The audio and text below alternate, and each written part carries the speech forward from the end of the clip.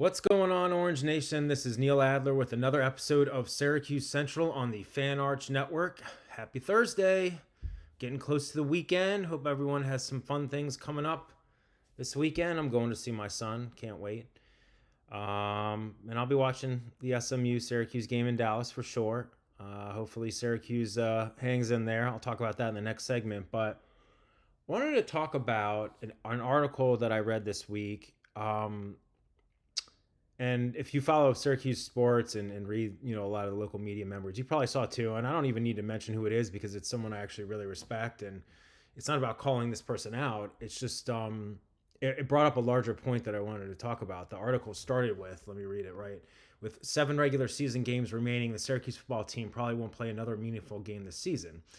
And it goes into this was supposed to be a developmental year from the beginning with a huge prep class and the schedule, and Kyle McCord left, and we didn't know about Angeli or Collins, and how they would be, yada yada yada. And then things kind of got raised a little bit when Syracuse beat Clemson on the road handily, and kind of raised the expectation level maybe, but then it obviously got dropped down this way downward after the Duke loss. So I understand the sentiment, but then the reporter talked about later on, and barring even more unforeseen happenings on the football field, this season is now a developmental year for the Orange. I mean, again, I understand that, and certainly we don't know what we have with Ricky, and the defense is not good right now. So I get all that. I don't know. It just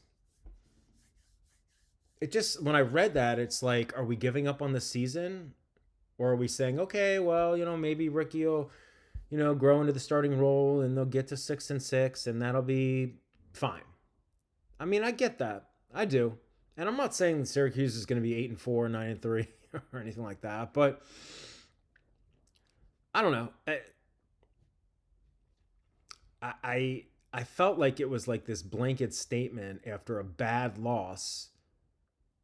And it's like, hold on a second. Ricky had a bad game, but the team had a bad game. It wasn't just him.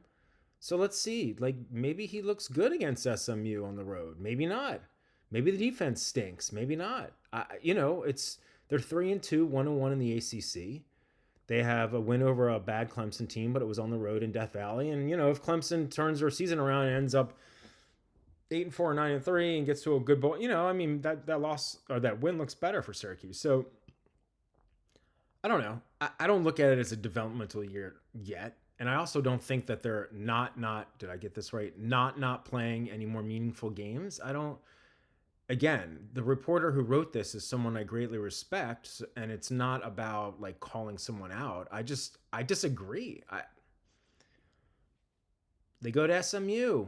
They have a bye. Then they get, I probably butcher the order here, but they play Pitt at home.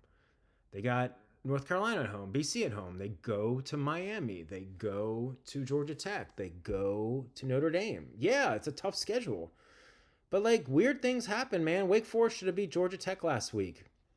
UVA is maybe good. They beat Florida State last week. Maybe Florida State can go, actually they're at home in Tallahassee. Maybe they'll beat Miami this week. I'm just saying, I don't know. The team looked so bad in all phases. And it wasn't just Ricky. And I know that Angeli and, sending love to him, but, and he was leading the country in passing yards entering that Clemson game before he had the season ending, injury. But it's we're just kind of not giving up on the season, but it's all right, well, Ricky's in there now and the defense stinks. So we'll take 6-6. I don't know. I don't look at it that way.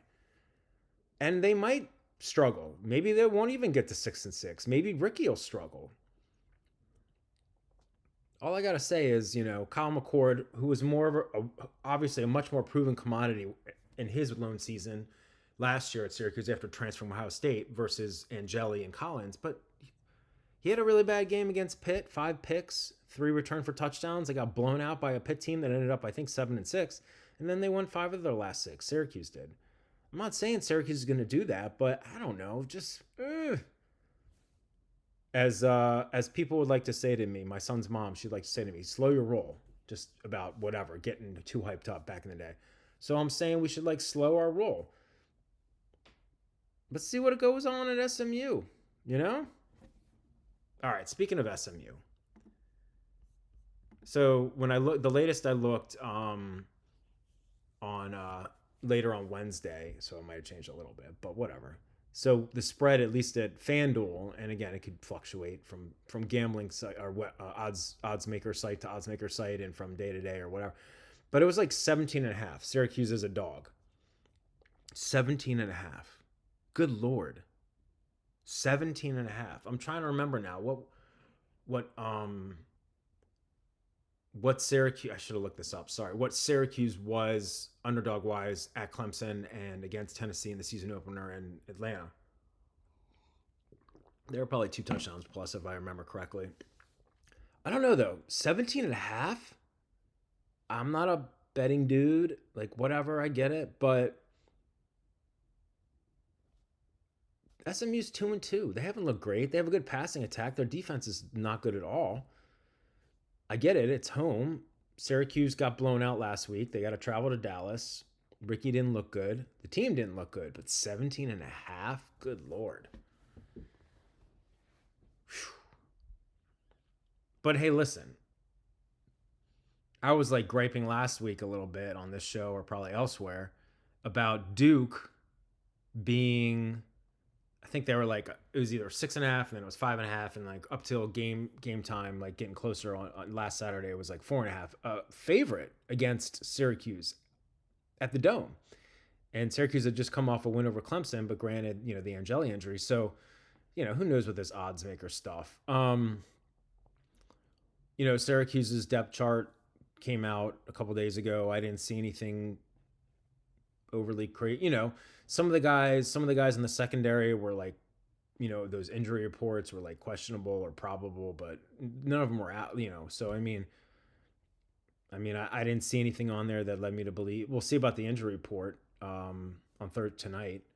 I'll keep tabs on that. But 17 and a half, really? What do you think? I don't think Syracuse, I'm not saying they're going to cover.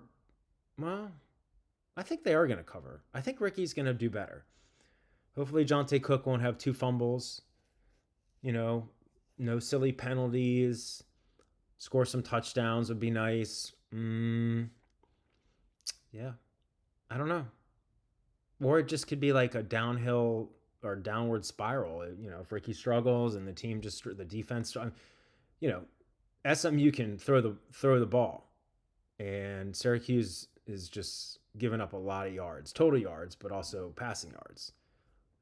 Against Clemson, they made big stops on, you know, key situations. Against Duke, they didn't do that. So, but I don't know, man. 17 and a half. So that's 2 touchdowns. See, I'm showing you how good I am at math. 2 touchdowns, a field goal, and then half a point. Jeez. I feel like if Syracuse just doesn't get killed in the turnover department, they'll cover that spread. Because if you think about it, I mean, you know, turnovers, obviously that's a stalled drive on your side. You know, if you make the turnover on offense, so that's one time that maybe you were driving, could potentially, and then if you give the other team a short field or whatever, you know, it's like, it could be like a 2 touchdown swing or 2 field goals or whatever. So, you know, they had the 2 fumbles and the pick. And then Ricky had another fumble that he recovered, but they lost like 10 yards on the play. So, I mean, that's a problem. So if they hang in the turnover department or win the turnover department, I'm not saying they're going to win the game, but I think they'll cover the spread. Not giving betting advice, just FYI. All right. So, Jeff Nixon, the dad to Will Nixon, running back for Syracuse and the offensive coordinator for Syracuse, he talked about Ricky Collins, you know, who's his QB1 now, and just the Duke game in general. And he said, let me get this quote right. The guys around him, being Ricky, have to play better, obviously. We're not going to win many games no matter who our quarterback is if we have 3 turnovers and costly penalties. I thought he settled in nicely, meaning Ricky, and didn't make any bad mistakes. Yeah, and Ricky, like I said, he was he was what, 65% completion percentage, 229 yards. He had the pick. Obviously, no touchdowns because they didn't score a touchdown. But again, drives were stalled. The two Jonte Cook fumbles, the interception. A couple times they had other drives, maybe they could do something, but there was like penalties that kind of like stalled it. So, Collins had this quote in it was an article, I think, at Post Standard. We should be able to average 40 points a game easily. I'll say one thing about Ricky. Let me say this. He he like has said all the right things. When Steve Angeli won the quarterback competition, and that obviously had to have been tough for him because he came in the portal window, and won the job. It was named the starter in the spring, and then Angeli transferred, and it was a heated battle. And of course, some people are now saying, "Oh, it probably wasn't that close." But again, it was his first game as a starter. Angeli wasn't awesome against Tennessee. I think he threw for like almost 275 yards. Then again, they also did score more points against, assumably, a better team, Volunteers versus Duke. But Collins is, he handled that quarterback competition with grace. He said some touching words about Steve after his injury. Like, he met with Fran Brown earlier this week, or actually not earlier this week. It was like, I think it was right after the Duke game, and they were there till midnight watching film and asking each other questions and learning from each other and bonding. And he's got confidence. I don't think he's like cocky. I think he's got confidence. He's got a little swag, a little moxie. Like, good. Guys can rally around that. And guys have said that. They're like, we believe in Ricky, just like they said we believe in Steve. And I guess you're supposed to say that, but like, I don't know. Sometimes you can say things that are lip service, and other times you say it and you actually mean it. And I think they're really behind Ricky. And I think he has a strong arm. I don't know if it's as accurate or as polished as Steve Angeli's. I don't know if he's as poised in the pocket right now. He is a year younger than Steve. Steve's a redshirt junior. He's a redshirt sophomore. And he's mobile. He can use his legs. So, averaging 40 points per game easily, I don't know about that, but I think they're better than losing 38-3 at home. Maybe they're not as good now with Ricky as with Steve in terms of, well, look at it this way. Okay. And I'll just kind of move on from this one. So Angeli was leading the country in passing yards heading into the Clemson game. Okay, that's great. A lot of yards. But they lost by what? I'm blanking on the final score of the Tennessee game. Was it 45-26 or 35-16? I don't know. They lost by like 19. So they scored a little bit. But then the UConn game, they had to come back and win. Colgate, they blew them out. And then Clemson, they looked good, although, obviously Angeli didn't play the whole game. So, Steve was obviously getting better and better and feeling more and more comfortable. And, again, leading the country in passing yards. But it's not like Syracuse was the Clemson win, I don't know how good that'll look. It'll depend kind of on where Clemson is at the end of the year. But, they could have easily lost to UConn. They blew out Colgate, and they lost to Tennessee. So it's not I don't know. It's hard to gauge what they were with Steve. Well, comparing that to what they are with Ricky, because Ricky had a bad game. The team had a bad game, and they lost. So let's see what happens against SMU. And then they have a bye. And then I think it's Pitt at home. I think that might be homecoming. So we'll see. So I understand where Nixon's coming from. Do I think that Ricky didn't make any bad mistakes? I'm trying to remember. Was the pick that he threw, did his arm get hit on that, or the ball, or the ball get tipped or something? A little bit, because it was pretty poor, badly underthrown. Again, he had another interception earlier. What was it, against Colgate? But then he threw a touchdown pass. So he might be a little bit more interception prone, but he might show his cannon, and he might, he's got to not just stare down one receiver and throw to that receiver. You got to do check downs. You got to look around. You got to make the secondary or just the defense in general guess more, feel uncomfortable. and spread it around. Jonte Cook had like as many targets as like I think the rest of the receivers combined against Duke. Maybe not exactly that, but close. So, I hear where Nixon's coming from. The team has to play better. It's not just Ricky. And I'll say that till I'm blue in the face. Now, if he lays an egg against SMU and the defense is better and they just lose and it's mainly because of quarterback play, then fine. And, the quarterbacks are the easy target because they're the most important position, but we also have to keep in mind the larger context. So we'll move on to a little recruiting here. All right. Grab a little drink of water here. Okay, so we've talked about guys in the 2026 class and flip season and all that jazz, and the early signing period's coming up in it's December for football, early December. Yeah, it's usually like mid-November for basketball. But so Rivals has reported a couple times this week that Cameron Wilson, who is a edge rusher, defensive end, committed to Syracuse in the 2026 class. 4 stars, some places 3 stars other. I think he's a top 3 international prospect per ESPN, or at least he was. I should have checked. Sorry about that. But he is a 4-star some places. Anyway, he's going to be in the house for the Florida State game. Florida State, number 18 now. They're hosting number 3 Miami. And Florida State's one of the teams that's been on Cameron. I think Nebraska has been and some others.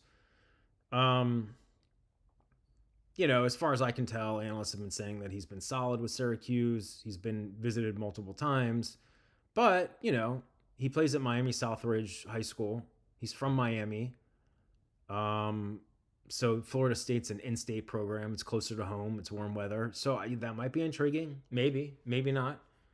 But it's something to monitor. I've reported on Syracuse Central other times about other verbal commits in the 2026 class, taking other visits. And one guy is Calvin Russell. And, I still see some articles, some analysts talking about how they think that there's buzz between him and the Miami Hurricanes. He's visited for a couple game day visits. He's got family connections. He goes to Miami Northwestern Senior High School. But it was interesting. One of the articles I saw like a day or two ago talked about that there's here. I'm just going to quote it. There's buzz about Russell and Miami at this stage of the fall. But that article, and I can't believe this analyst doesn't know this because I knew it, and I'm plugged in somewhat to Syracuse, but I'm not a national analyst. I'm a Syracuse guy. But there was no mention that he just visited Syracuse. He just visited Syracuse last weekend for the Duke game. It was so funny, and I reported on that. Mike McAllister at 24/7 Sports had it first, but I got it confirmed, and I put it on some other places where I cover Syracuse sports, like digital-wise, not like a podcast. And, I had like fans after the game saying, oh, is he going to decommit because Duke pounds Syracuse? And I'm like, no, look, he's not going to decommit because he was there and the team did not play well. First of all, a lot of those guys he might not even be playing with. So that's not the way it works. Now, if Syracuse has a really terrible season and Miami's trying to flip them and they go undefeated and win the national championship, that might be something that he thinks about, sure. But one game, it doesn't mean anything. But anyway, so this analyst didn't mention the Syracuse visit, but people keep talking about Calvin Russell, the 5-star wide receiver, top 25 national prospect, getting flip consideration from Miami. But, another piece that I saw, I think it was last week, but I just came across when I was doing some research for today's show. And that Rivals piece, it was part of a larger piece, but the headline there was 5-star wide receiver Calvin Russell sticks with Syracuse. So, it's, who knows? I personally, I'll keep saying this, and I, talk to people or whatever on the program or just my own intuition. He picked Syracuse mainly because of his relationship and his family's relationship with Fran Brown. And he's expected to play for Syracuse basketball, and he's close with Autry and the staff. I'm sure he got nice NIL money or he's going to get rev share stuff, but it's because of Fran Brown. So, Again, if the team stinks and Miami's good, maybe he flips and Miami's in his hometown team. It would be understandable. But just because he does some game day visits when one of his best friends plays for the Hurricanes and Calvin's local doesn't mean that he's gonna flip. Like so, like this whole like stuff about the buzz is strong. Like okay, whatever. Brandon Brown is Syracuse head coach, so I will continue to maintain that Calvin Russell is sticking with Syracuse. But it will be interesting to see, and I'll just leave it at this. With Syracuse's 2026 class, which I believe has 29 verbal pledges right now, it's hovering between like the top 25, top 30 nationally, which would like be the highest ever for Syracuse in the modern recruiting era. But yeah, it could be some anxious, couple of months. So we're October, so like basically 2 months to the early signing period. The traditional is in February. But yeah, Russell, Cameron Wilson, a couple other 4 stars, or even other 3 stars, high 3 stars for Syracuse could be flip targets. Look, the way I look at it is, I never questioned the work that Fran and his staff put in on the recruiting trail. Actually, just like I don't question Autry and his staff's work on the recruiting trail. No, these guys are all over the place and they develop relationships. So if a guy flips because he wants to be closer to home or because of money or whatever, cool. Good luck to you, man. Good luck. Best of luck. So, hopefully Syracuse will hold on to Calvin Russell and Amari Goff from Richmond and Wilson and Javion Cooper and Jarius Rogers, some other 4 stars, and Steve Pickard, who's from Central New York, but is at IMG, but he's been other on. I think he visited Florida State. Did I report on here? Syracuse Central, Florida State. My point is look. I mean, this stuff happens all the time. When it's game day visits and a guy's nearby or whatever, it's unofficial. I don't take as much stock in it. Calvin still has. I don't think his visit last week was an official. So he can still officially visit Syracuse. But he's also been on campus a bunch of times. Maybe he doesn't need to. So we'll leave it at that. This is Neil Adler with Syracuse Central on the Fan Arch Network. I hope you enjoyed today's show. Drop me all kinds of comments, criticisms, constructive feedback, etc. Have a great Thursday, friends, and I will talk to you again tomorrow on Friday. Take care.